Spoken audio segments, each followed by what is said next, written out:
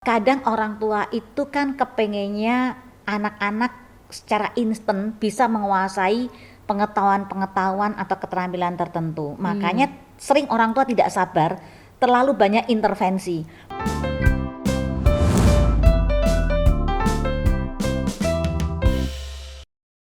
Hai teman Sinau, selamat hari Sabtu dan senang sekali saya Alfona kembali menyapa teman Sinau semua di acara kesayangan kita Suara Sinau, Sinau Seumur Hidup. Nah, hari ini saya ditemani oleh Dr. Yuliati Syantayani. Mungkin untuk teman Sinau yang udah pernah nonton episode awal-awal dari Suara Sinau sudah familiar dengan Bu Yuli. Jadi semoga nggak perlu saya perkenalkan lagi ya. Bu Yuli, selamat datang kembali di Suara Sinau, Bu. Terima kasih, senang sekali bisa mengisi event siang hari ini. Bu Yuli, sudah lihat belum episode Suara Sinau yang sebelumnya nih? Sudahlah, selalu mengikuti, menyimak setiap episode. Wah, luar biasa sekali. Nah, hari ini kita mau ngobrolin kelanjutan dari episode sebelumnya mengenai anak belajar melalui bermain. Kapan sih anak sebaiknya belajar calistung gitu ya Bu Yuli ya. Nah Bu, boleh dong sharing sedikit apa yang paling berkesan atau apa yang paling diingat dari episode yang lalu? Cerita tentang jalan yang rusak. Gimana mobil itu menjadi sampai harus struggling ya supaya sampai ke tujuan begitu. Kemudian cerita juga tentang apalagi ya, ini eksperimen tentang kacang, kemudian kapas bangunan menjadi tinggi ketika dibangun di atas fondasi yang kuat. Betul, memang episode yang seru sekali. Saya juga mendapatkan banyak manfaat dan benar sekali salah satu ilustrasi yang menjadi favorit saya dan masih teringat adalah mengenai mobil yang di jalan rusak itu seperti anak yang mungkin belum siap tapi dipaksa membaca. Nah, kalau anak belum siap belum siap membaca, sebaiknya perlu bermain terlebih dahulu gitu ya Bu Yuli. Nah, tapi sebenarnya secara spesifik apa sih perlunya anak bermain? Ya, karena memang bermain itu kan dunia anak ya. Sehari-hari anak kehidupannya memang nggak bisa dilepaskan dari bermain karena itu sudah fitrah anak. Karena cara anak untuk bisa mengenali dunia di sekelilingnya, apa-apa aja yang ada di sekitarnya, ya memang lewat eksplorasi, dan eksplorasi itu dibangun lewat dia main. Itu cara anak relate dengan dunia sekitarnya. Kita aja kan lingkungan kita ketika terbatas ya kita taunya hanya itu aja. Semakin kita explore, bermain tanda petik ya untuk orang dewasa, banyak pengalaman kita akan makin tahu banyak hal, betul nggak? Betul.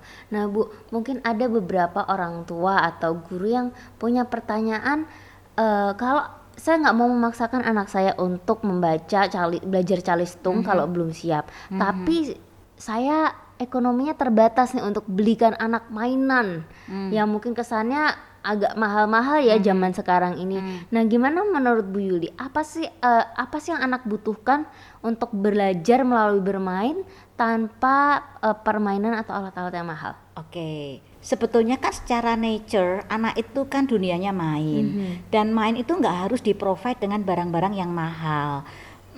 Lingkungan sendiri itu sudah menginspirasi anak untuk main. Coba deh lihat, kadang kalau anak kita ajak jalan-jalan ke taman ya, tiba-tiba dia lihat jalan yang kayak rem turun, itu otomatis dia akan main turun, dia belajar naik lagi, dia menemukan bata yang ditumpuk sebagai penyekat antara taman dengan jalan, tiba-tiba dia bersembunyi di belakang bata itu atau naik meniti di situ. Sebetulnya itu kan barang yang sederhana yang ada di lingkungan yang bisa dimainkan. Dan kita lihat di sini juga ada batu, ada ini ya apa nih, cone. Ini kan tanaman lokal kita dan ada dimanapun, dan dari sini bisa menstimulasi anak untuk belajar banyak hal. Memang perlu ilmu sih. Nah, kalau anak mainannya dengan hal-hal yang seperti ini, yang mungkin dianggap remeh oleh orang-orang seperti batu, pine cone ini, emang seperti itu apa sih yang dipelajarin anak Bu Yuli? Banyak banget ya, karena kadang orang itu fokusnya pada toys-nya, pada materialnya. Sebetulnya kan ini hanya media aja untuk mengeluarkan potensi anak untuk belajar banyak hal. Jadi ketika anak bermain dengan barang-barang ini, kita perlu fokus pada mainnya, bukan pada mainannya. Mind bukan Ya, main. ya, main, pemikiran, ya kan? Karena lewat ini kita bisa tanya kepada anak, itu apa dek? Kamu boleh cerita, itu apa? Bisa jadi anaknya bilang, mama aku kemarin makan es krim, ini es krim rasa coklat, bla bla bla bla. Dia bisa berfantasi dan berimajinasi dengan mainan ini. Tergantung nanti bagaimana orang dewasa untuk bisa tune in ke dalam dialog itu dan mengangkat supaya menstimulasi cara berpikir anak tadi, mainnya. Kalau orang tua nggak punya ide memberikan permainan untuk anak, bagaimana cara mengarahkan anak, Bu Yuli? Ya, oke. Katakanlah yang paling basic saja dulu ya, orang tua yang tidak punya ide. Sebetulnya mainan yang ditata ini itu sudah memberikan ide. Kalau di Reggio Emilia itu berkata bahwa lingkungan itu guru ketiga. Jadi dia juga mengundang anak, menarik anak untuk belajar. Kita mungkin punya pikiran bahwa ini akan dijadikan es krim, bisa jadi anak tiba-tiba ngambil dan ngeng dijadikan mobil-mobilan, we don't know. Jadi biarkanlah itu mengalir, justru di situ kreativitas akan muncul, fleksibilitas, kemudian ada banyak ide-ide baru, macam-macam lah. Apalagi kalau dia bermain dengan teman ya, di situ ada negosiasi, ada kompromi, ada problem solving, ada banyak hal. Nah, oke, itu yang standar banget ya. Tetapi kalau kita mau mengisi lebih jauh bahwa let's kids be kids. Biarlah anak-anak itu ya jadi anak-anak, dunianya main. Tetapi tidak sekedar itu, kita perlu mengisi, empower and facilitate anak-anak ketika main. Jadi misalnya ketika anak sedang main nih, ada celah terbuka yang orang tua atau guru bisa masuklah. Wow, sepertinya gambar yang kamu buat itu menarik sekali. Boleh kamu ceritakan kalau dibandingkan dengan benda yang di sana apa perbedaannya? Jadi ada banyak hal yang bisa digali saat anak bermain. Nah, Bu Yuli, bagaimana orang tua bisa membedakan saat mereka memfasilitasi anak atau sebetulnya mereka ini tengah mencuri ide atau kreativitas anak dengan mengarahkan permainan mereka? Ya, betul. Kadang orang tua itu kan kepengennya anak-anak secara instan bisa menguasai pengetahuan atau keterampilan tertentu. Makanya sering orang tua tidak sabar, terlalu banyak intervensi. Padahal anak itu perlu waktu untuk mengamati apa yang dia mainkan, trial and error. Bahkan dia perlu waktu untuk mencerna apa yang dilakukan supaya menjadi pengetahuan miliknya dia. Nah, orang tua perlu mundur, lebih banyak menjadi active listener, dengerin aja. Kadang kalau kita mau membangun interaksi dengan anak, kalau kita nggak bisa memberikan stimulasi lebih jauh karena belum terlatih ya, karena orang tua perlu latihan kan, cukup narasikan aja apa yang disampaikan kepada anak. Misalnya, jatuh dari atas ke bawah, itu kan mengajarkan konsep tentang gravitasi, bahwa gravitasi itu dari atas ke bawah.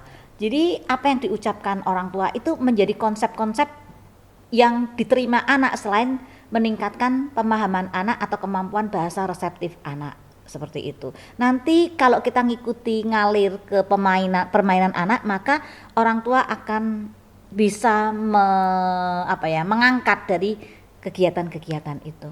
Oke. Nah, Bu Yuli, ada nih beberapa orang tua yang nyeletuk, kalau anak saya biarin main bebas, itu rumahnya sering berantakan, nggak terarah. Gimana tuh Bu Yuli, menurut Bu Yuli? Ya, kalau punya anak usia dini ya pasti harus siap dengan resiko itu. Mau punya anak harus mau repot, ya mau capek, ya. Karena kalau kita pengen rumah kita rapi, anak kita disuruh duduk manis, diam aja, bisa kita bayangkan otaknya juga akan sepi, kurang stimulasi.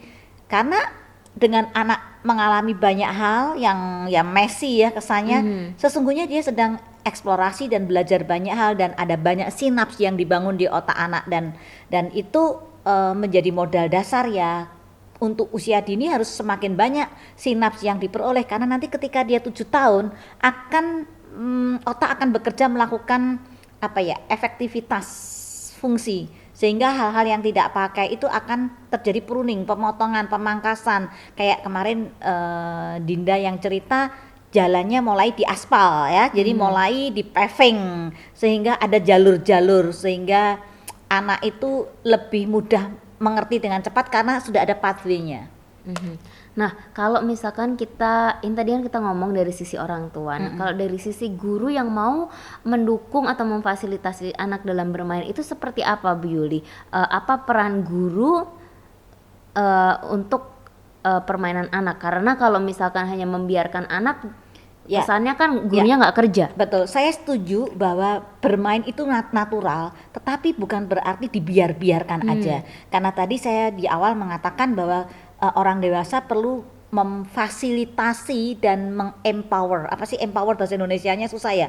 Empower, jadi kayak memberikan power ya. Jadi saat dia bermain itu harus kita fasilitasi, kemudian kita kasih power supaya membangun sesuatu di dalam diri anak. Jadi awal-awal guru silakan biarkan anak bereksplorasi, karena mengeksplorasi ini sekarang menjadi mahal ya, karena banyak orang tidak mengizinkan anak untuk bereksplorasi, terlalu banyak intervensi. Kasih aja kesempatan itu, ketika anak sudah selesai atau cukup dengan eksplorasinya, mulailah lakukan intervensi sesuai dengan usia anak, minat anak, kebutuhan anak, lingkungan yang ada, potensi-potensi anak. Nah, disitulah guru perlu melakukan ya desain pembelajaran ya yang sederhana yang berpihak kepada anak. Demikian juga orang tua di rumah loh, karena belajar kan sekarang di masa PJJ kan justru di rumah. Orang tua kan justru menjadi guru, sehingga orang tua juga perlu tahu bagaimana cara mendesain pembelajaran secara sederhana yang mengempower kemampuan anak. Oke. Nah, jadi untuk orang tua dan guru yang mau memfasilitasi anak, apa yang perlu disiapkan, Bu Yuli? Butuh apa? Pertama butuh waktu ya. Waktu itu kan dimensi yang penting yang orang dewasa perlu berikan kepada Nah, ini yang anak. kadang agak susah ya Bu Yuli ya, untuk orang tua yang Betul, sibuk, kadang sibuk sering bekerja. nggak punya waktu, anaknya dikasih ke babysitternya. Ya, termasuk ketika dia bekerja dari rumah juga kadang sibuk dari Zoom satu ke Zoom yang lain sampai malam kan, sehingga anak ini nggak kepegang. Nah, memberikan waktu bagi anak itu kemewahan dan memang harus diberikan. Betul. Ya, anak perlu diberikan kemewahan yang orang tua bisa berikan. Bukan berarti harus barang-barang yang mahal. Kasih waktu yang cukup, karena anak mengeksplorasi itu ya dimensinya pasti waktu. Kemudian space ya. Kalau anak hanya dibatasi ruang geraknya itu aja kan dia nggak bisa berkembang. Space itu bisa di ruang-ruang manapun. Kalau di rumah ya bisa di teras belakang, samping, boleh di kamar mandi, di dapur, di ruang makan, ruang tamu, halaman, atau kalau perlu dibawa pada waktu-waktu tertentu ke playground di luar atau di taman, kan masih aman ya di masa pandemi ini. Kalau untuk outdoor kan masih oke. Jadi berikan space yang cukup. Nah, kalau misalkan untuk orang tua yang mungkin nggak punya banyak space di rumahnya atau mungkin tinggal di apartemen atau ngekos gitu Bu Yuli, dan kebetulan mungkin lokasi rumah agak jauh dari taman, apa tips dan triknya?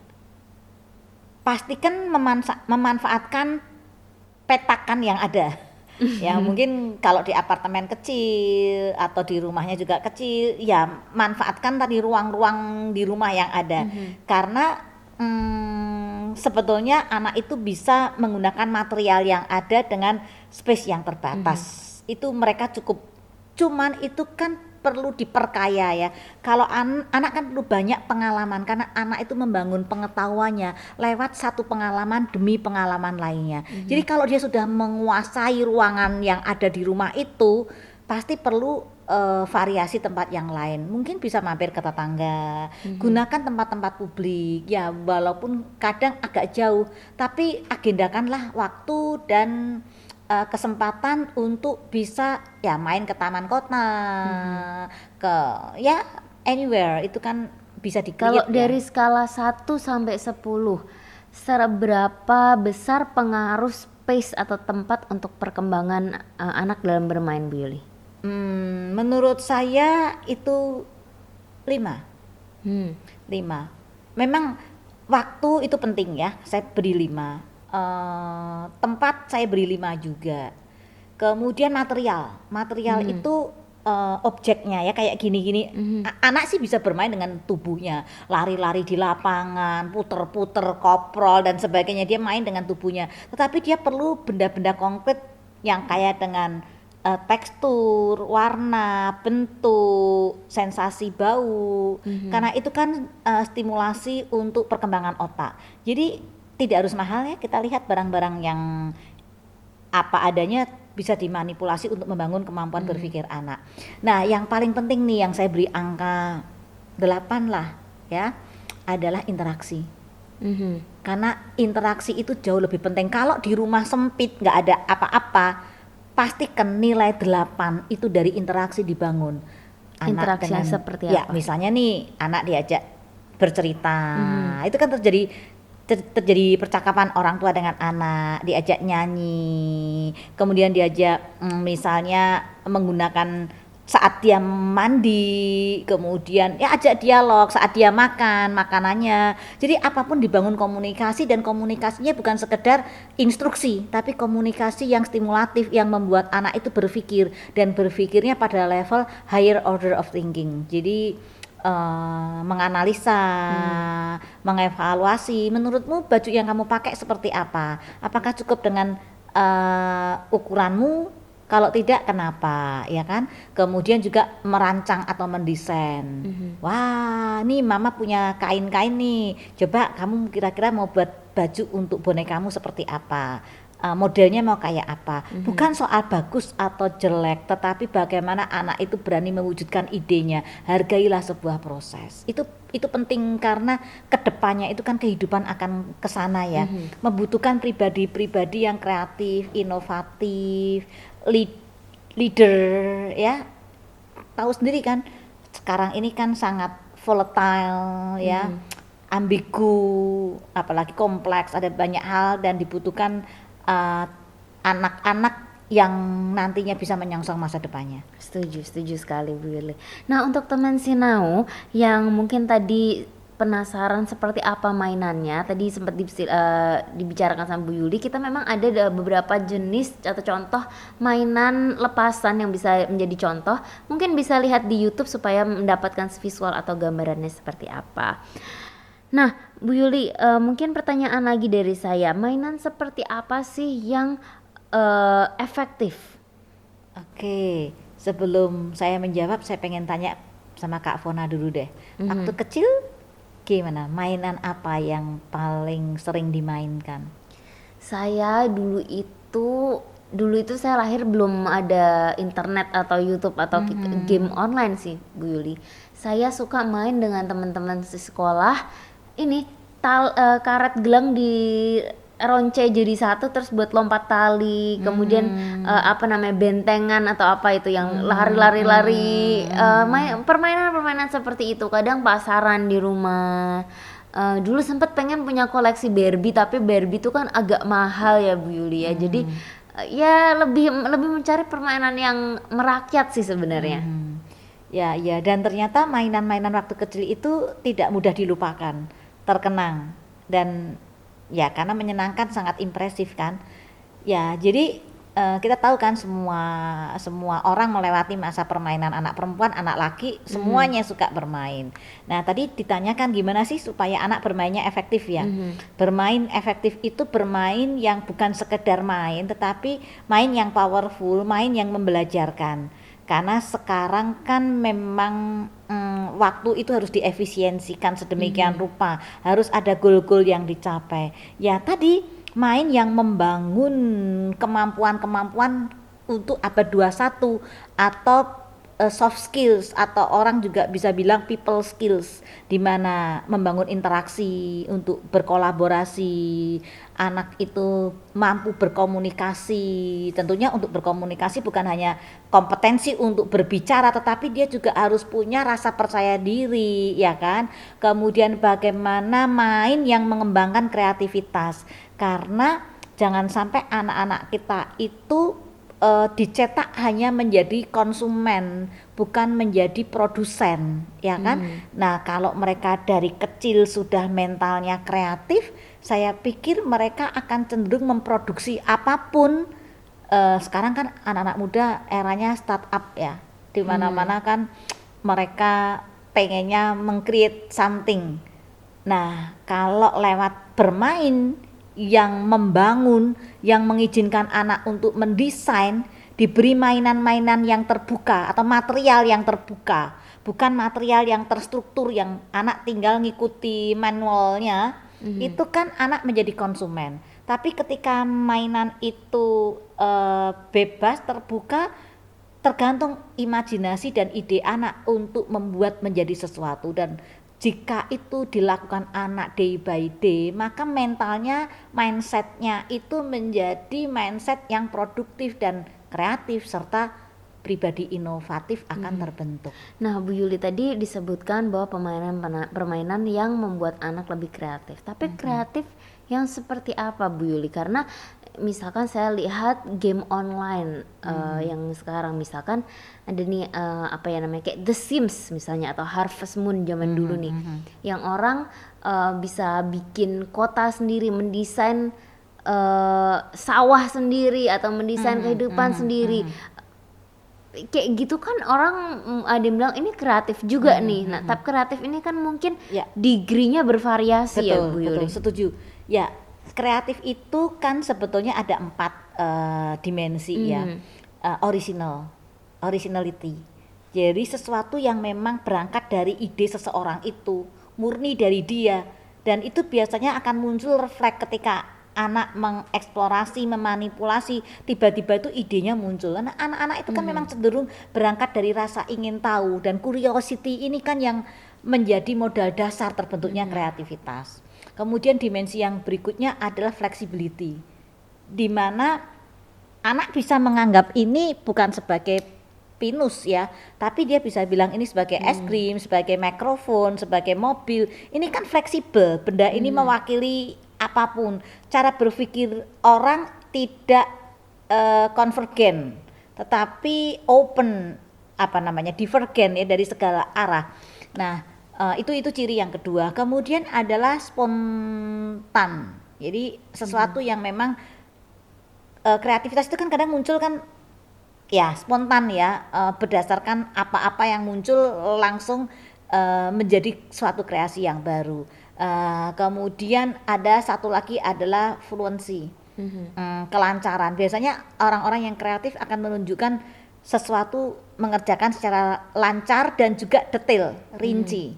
Nah, itu ciri-ciri kreativitas. Nah, kalau tadi cerita seperti apa nih degree-nya? Mungkin anak Sailor Moon ya, main dari situ. Itu kreatif nggak? Oke, itu kreatif. Hanya kreatifnya kan masih dalam bingkai dari bahan-bahan dasar yang ada. Pada titik tertentu ya dia akan mengulang. Tapi ketika dia dikasih open resource yang lebih terbuka, itu kreativitasnya dalam degree yang lebih tinggi. Gitu. Billy kelihatan sekali nih dari generasi sebelumnya, tadi menyebutnya Sailor Moon, anak sekarang nggak ada yang tahu Sailor Moon. Billy. Tadi soalnya kan Kak Mona bilang The Sims. The Sims dan Sailor Moon. Beda-beda. Anyway, ini intermezzo ya Bu. Okay. Tadi saya juga sempat menurut Bu Yuli ada nggak sih anak yang terlahir sudah kreatif, bawaannya kreatif, atau ada anak-anak yang, maksudnya ini saya benar-benar penasaran aja sih. Tadi misalnya Pinecone itu bisa jadi mikrofon, bisa jadi ice cream ini dan sebagainya. Tapi pernah nggak menjumpai anak yang misalkan diajak bermain, sudah disediakan barang yang material yang terbuka, tapi ternyata kreativitasnya atau imajinasinya nggak muncul? Oke, ya ini pertanyaannya antep nih. Setiap anak sebetulnya terlahir kreatif menurut saya. Karena kreatif itu kan drive basicnya adalah curiosity. Dan setiap anak lahir itu potensi untuk menjelajahi lingkungannya karena dia pengen tahu apa-apa yang ada di sekitarnya. Ya, jadi sebetulnya punya potensi untuk kreatif. Hanya ketika dia masuk ke dalam lingkungan budaya atau pendidikan formal, belum filosofi pendidikan dari lembaga tersebut bisa berbeda-beda, itu sering memangkas kreativitas. Karena kadang kan larangan-larangan, kemudian hal-hal ekspektasi dari orang dewasa yang dipaksakan kepada anak itu menjadi memangkas kreativitas anak. Jadi orang tua ini perlu memperhatikan hal-hal ini. Sayang kan kalau terlahir punya potensi kreatif tapi kemudian makin lama makin berkurang. Biasanya kalau udah mulai di SD makin berkurang nih, karena ada tugas-tugas, ya kan? Makin gede banyak macam-macam. Nah, ya yang saya khawatirkan menjadi anak yang pasif. Makanya kalau anak itu sudah pasif, dikasih apapun, aku disuruh apa. Iya. Saya pernah waktu mengajar di luar Jawa ya, karena sering saya diminta oleh kementerian mentraining guru-guru di sana, dan sering dihadirkan anak-anak real, dan saya mengajar dengan ditonton oleh 80 sampai 100 guru-guru untuk melihat bagaimana saya mengajarkan ilmu-ilmu yang benar tentang pendidikan. Nah, saya sediakan material-material terbuka supaya mengundang anak untuk main. Saya cukup kaget, banyak anak rata-rata yang saya temui di daerah-daerah itu, mereka nggak tahu apa yang akan mereka lakukan terhadap mainan itu, dan mereka ada yang sampai nangis. Untuk aku disuruh apa, aku nggak bisa.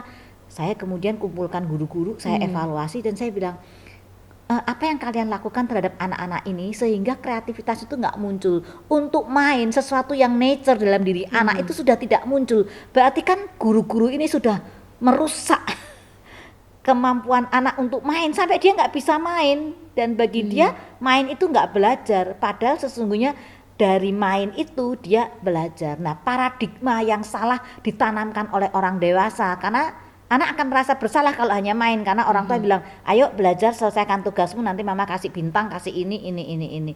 Jadi dia merasa bersalah ketika dia hanya mainan, tidak memenuhi harapan orang tua. Padahal sebaliknya, justru dengan banyak main dia akan banyak belajar. Nah Bu Yuli, untuk anak yang sudah tanda kutip rusak seperti tadi atau trauma, ada nggak kata terlambat untuk memperbaikinya? Nggak ada sih kata terlambat, cuman hasilnya nggak akan seoptimal ketika stimulasi main yang berkualitas ini diberikan pada critical periodnya. Karena kalau kita ngomong tentang masa kritis, ketika pada masa ini diberikan stimulasi, maka hasilnya itu akan optimal. Rangsangan yang sama diberikan, tetapi di luar masa kritis itu hasilnya tidak akan maksimal ketika diberikan pada masa itu. Jadi menurut Kak Fona, apa nih yang harus dilakukan orang tua dalam memanfaatkan masa-masa golden age kalau untuk early years itu 6 tahun pertama dari kalimat saya tadi? Oh ya, harus segera menindaklanjuti dan jangan terlalu banyak mengintervensi anak dan mempercayai serta memfasilitasi anak. Iya, setuju. Dan juga orang tuanya perlu belajar ya.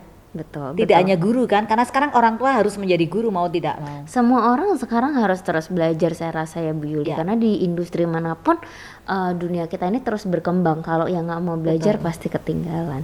Nah Bu Yuli, saya tadi juga kepikiran terlintas lumayan lucu, saya geli sendiri dalam hati. Kalau kreativitas itu kan menurut saya adalah orang berani atau bisa come up dengan ide-ide yang orisinal dan berbeda.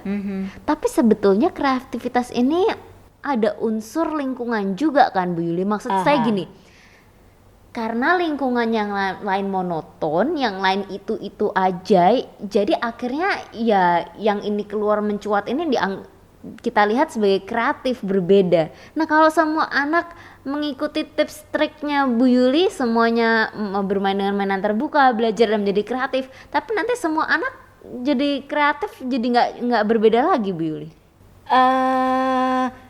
Oke, kreatif itu kan memang bisa diciptakan, ya walaupun pada hakikatnya anak terlahir kreatif, tapi itu dipangkas atau disuburkan, ya kan? ketika satu komunitas distimulasi dengan mainan-mainan terbuka, komunikasi atau pertanyaan terbuka, aktivitas yang terbuka, maka dalam komunitas itu kan semuanya kreatif. That's good, dan akan saling menularkan, semakin kreatif, karena kreatif itu kan gradasinya kan panjang atau besar sekali kan. Nah, itu akan kelihatan kalau nanti dikomparasikan dengan komunitas lain yang tidak disuburkan dengan tadi aktivitas atau material atau pertanyaan terbuka, itu akan pasti kelihatan lagi Tapi kalau tidak ada perbedaannya. pembandingnya, satu dunia ini semua orang, semua anak kreatif, akankah jadi kreativitasnya jadi nggak terlihat kreatif lagi karena dianggap sama-sama semua orang bisa muncul dengan ide-ide Menurut ini. saya tetap akan bisa kelihatan, tergantung dari kita memandang kreativitas itu apa saja indikatornya. Jadi tanpa dibandingkan, kita hanya melihat satu wilayah besar. Wah, satu kota ini ternyata kota ramah anak yang anak-anaknya kreatif nih. Dari mana kita bisa menentukan anak-anak kreatif? Dari 4 indikator tadi. Oke, ternyata anak-anak di sini, wah, mainannya mainan yang apa aja bisa menjadi apa. Mereka sudah desain, thinkingnya kuat, bisa menjadi ini. Tanpa kita mengkomparasikan, kita bisa menentukan bahwa oke, kelompok anak dalam komunitas ini adalah anak-anak yang kreatif. Dengan alat ukur yang sama ini kita bisa untuk mengukur komunitas-komunitas lain dan nanti bisa kita bandingkan. Wah, luar biasa sekali. Harapannya ke depan Indonesia anak-anaknya juga bisa kreatif semua ya Bu Ya, Yuli ya. saya pikir kalau rajin menonton Suara Sinau, Betul. di sini kan diberikan banyak hal bagaimana kita bisa menjadi orang tua dan guru yang mengajarkan dengan cara yang benar sesuai dengan kebutuhan zaman ini. Saya pikir ke depan anak-anak Indonesia akan kreatif. Toh material mainannya tidak material yang mahal-mahal. Space Indonesia juga cukup kaya, daratan lautannya.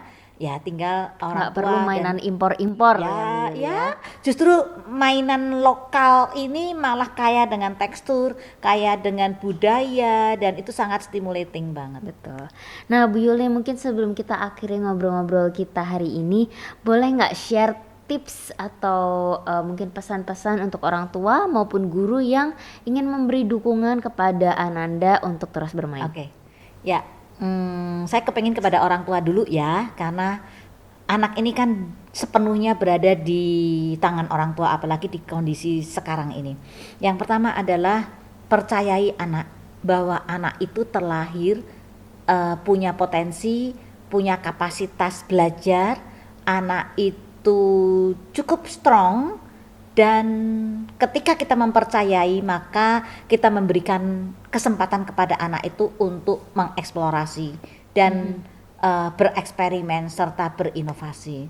Kemudian yang berikutnya lagi, berikan waktu dan tempat yang cukup karena itu kebutuhan anak. Kemudian tentunya dengan material-material yang ada. Jadi orang tua perlu memfasilitasi ya, mendampingi, menemani, dan juga menstimulasi, membangun interaksi saat anak bermain. Saya pikir kalau prioritas orang tua hanya sekedar calistung, dengan bermain anak bisa dapat bonus lebih banyak. Tidak sekedar bisa membaca, menulis, berhitung, karena membaca, menulis, berhitung itu bisa lewat bermain ya kan. Kalau tadi potensi mainnya kelihatan lalu diisi supaya lebih powerful tadi, dan bonusnya banyak, anak-anak menjadi berani menanggung resiko, resilience, dan itu kebutuhan zaman sekarang. Problem solvingnya juga muncul, kemudian juga prososial, karena kan main itu kan nggak enak ya kalau main sendiri ya, main kan enak kalau dengan orang lain. Nah, skill-skill people skill itu akan terbangun. Jadi ya orang tua perlu kesana ya, mempercayai anak, memberi kesempatan, mendampingi, membangun interaksi. Oke, untuk guru ada nggak nih Bu Yuli? Oke, tadi untuk orang tua. Untuk guru perlu membangun mindset yang lebih terbuka, karena cara guru dulu belajar tidak bisa diterapkan kepada anak-anak kita sekarang, ya kan? Zamannya sudah berbeda, sehingga perlu mengajarkan dengan cara-cara baru, bukan seperti guru-guru kita mengajarkan. Belajarlah terus sepanjang hayat, seumur hidup, sinau seumur hidup ya. Supaya kapasitas guru berkembang, dan carilah referensi-referensi pembelajaran.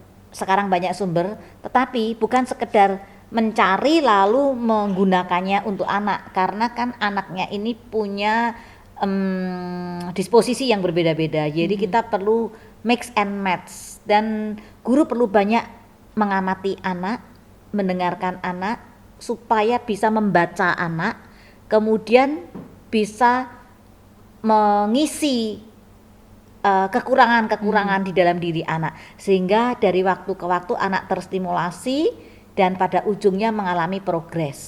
Kan itu prinsip dari mengedukasi anak. Wah, luar biasa sekali. Terima kasih Bu Yuli. Saya harap Bu Yuli belum bosan nih ngobrol sama saya. Kalau Ya. mungkin 2 minggu lagi saya undang, boleh ya Bu ya, Ya, kita siap, ngobrol lebih lanjut siap. untuk topik-topik yang lebih seru. Oke Bu Yuli, sampai jumpa di episode berikutnya. Sekian dulu, kita say goodbye. Goodbye.